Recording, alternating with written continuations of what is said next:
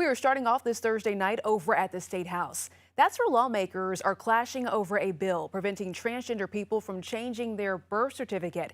The bill stalled after a packed hearing with heated testimony over how this would impact the identification and medical data.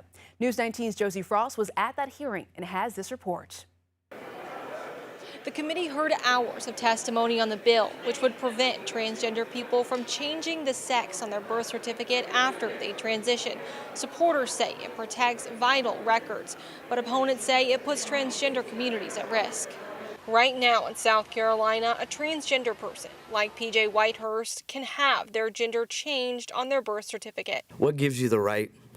What gives you the right to tell me as an adult what I can and cannot do with my own documents? The process requires an order from a judge, medical documentation, and a review by the Department of Public Health. But this bill would stop that, only allowing the records to be changed if there was a clerical error or if someone was born with a medically verified sex disorder, like being born intersex. Supporters of the bill argue allowing these records to be changed based on gender identity could impact access to women's sports, prisons, and restrooms, and compromise historical records. We don't want to lose sight of the real issue here, which is men identifying as women, updating vital records, and demanding access to women's intimate spaces, replacing them in their own sports, and putting vulnerable populations, including incarcerated women, at a higher risk of sexual assault. Others say the bill creates a problem that doesn't exist.